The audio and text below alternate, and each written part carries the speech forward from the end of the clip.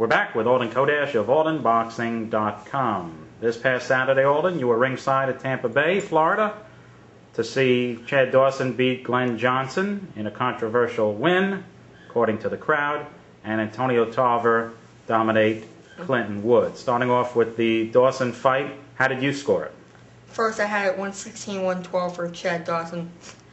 I thought Chad Dawson definitely won the fight. I thought he kept it at a comfortable range to avoid Glenn Johnson's big shots, but he made a lot of big mistakes. First, the biggest mistake that nearly caused him a stoppage loss, in my opinion, in the 10th round, was that he fought in close, especially when Glenn Johnson started to open up.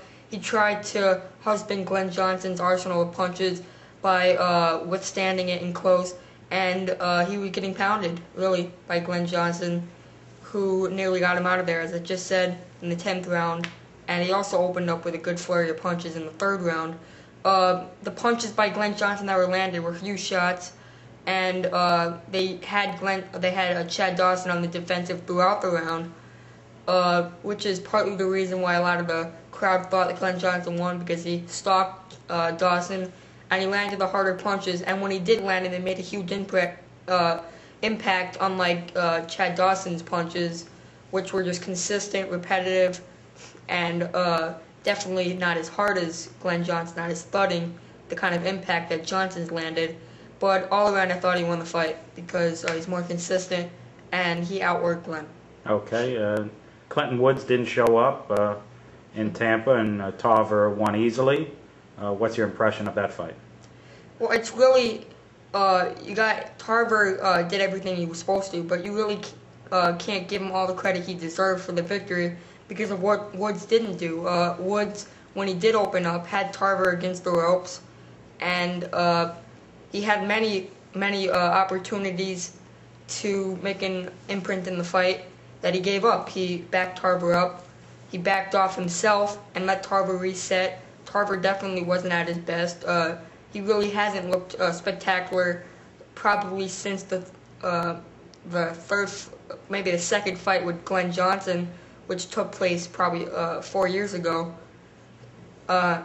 Tarver fatigued towards the end. It wasn't a great performance. Most of his punches were slaps, and he won decisively, however, and this sets up a fight with Chad Dawson, but definitely not him at his best. Definitely not an opponent that would bring out the best in Antonio Tarver, if there still is the best of Antonio Tarver yet to come, which I don't think so. And so that leads you to the next question. Dawson, Tarver, who's going to win? Dawson. Dawson's younger. He wants it more. Antonio Tarver's experience is going to keep him in the fight. He knows a lot of things that Dawson doesn't know, just because of experience. I know it doesn't show on his record. Antonio Tarver doesn't have a lot of fights. It's kind of interesting that he has so few, considering how much important big fights he's been in.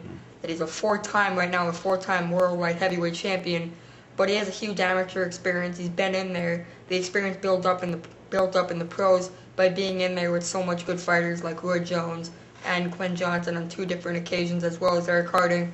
He's got the experience on Chad Dawson. I just think Dawson wants it more. His youth is going to, and his energy, his work ethic would probably give him an edge. And I don't think he would be backing up as much as he was against Chad Dawson this Saturday. Against Glenn Johnson. Against Glenn Johnson this Saturday, because he's got an opponent like Antonio Tarver, who doesn't like to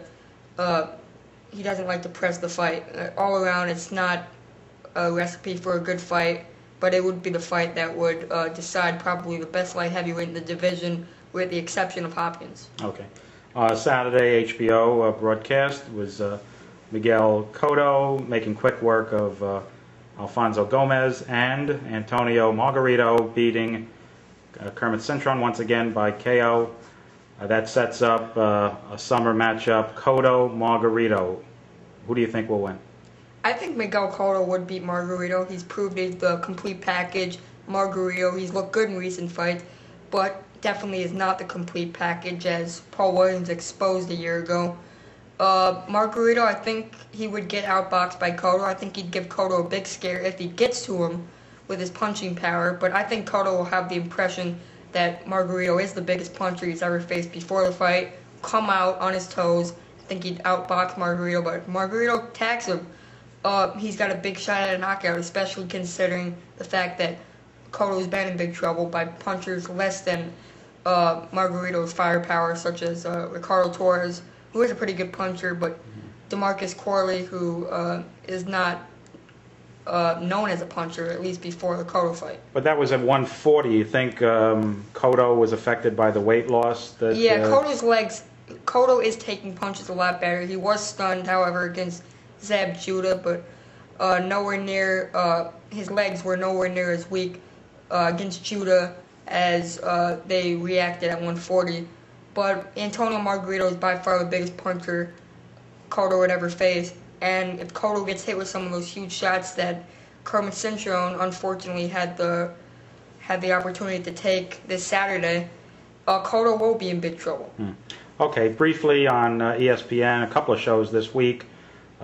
Kid Chocolate, Peter Quillen faces veteran Antoine Eccles. Who's going to win? I think Peter Quillen's going to win. It's not a hard fight to predict. Antoine Eccles is way over the hill. He's taking. You could see how age is really taking over Antoine Eccles, as Antoine Eccles' legs have really shown a huge difference from his fight with Walker recently, and a terribly unimpressive performance, a draw, compared to his fight with Bernard Hopkins, which in 2001, which wasn't a great performance by Antoine Eccles, but however, his legs look a lot stronger than it did in his performance against Walker recently. Okay, on Friday, Kevin Johnson, will he stay unbeaten after facing Terry Smith?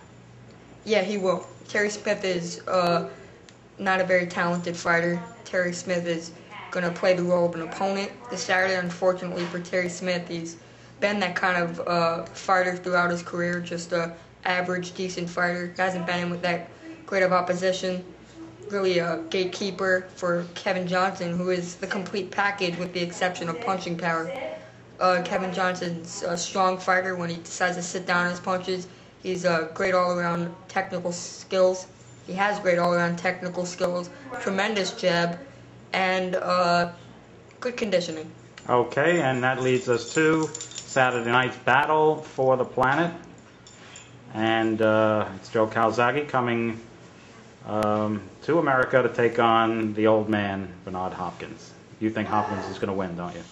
Yeah, he is no old man, Bernard Hopkins. The way he's been preparing for recent matches, especially the way he's been saying he's going to prepare for this fight, he is probably going to be in great shape, especially with Mackie Shilstone on his side. As Mackie Shilstone has proven in the past, he has a great track record. He's undefeated in fighters that he's worked on, usually fighters moving up in weight.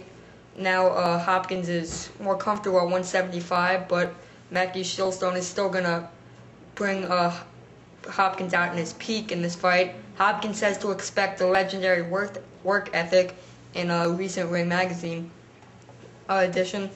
Do you believe that? I don't think he's going to need it, actually. I think despite the great work ethic of Joe Calzaghe, I think he's going to have a hard time hitting Bernard Hopkins. He's going to find that very early in the fight. I have a feeling he's going to rush in, trying to pressure Bernard Hopkins, and he's going to miss a lot of punches, and it's going to probably half his work rate, and it's going to be much easier for Bernard Hopkins. But I think Hopkins is going to hold the upper hand with his experience, especially on the inside. Calzaghe is not used to such experienced, skilled in-fighters, and I think Hopkins is going to score from the outside with his trademark shot, the lead right hand. Going the distance, though?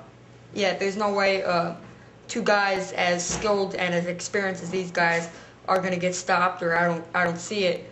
I don't see these guys with the power to be able to get rid of each other. It's going to be a technical fight, I'm pretty sure.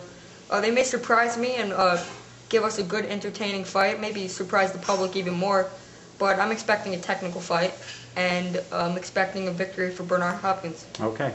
Thanks, Alden, for talking to us. Remember to check out aldenboxing.com and fightfan.com for more information. See you next week.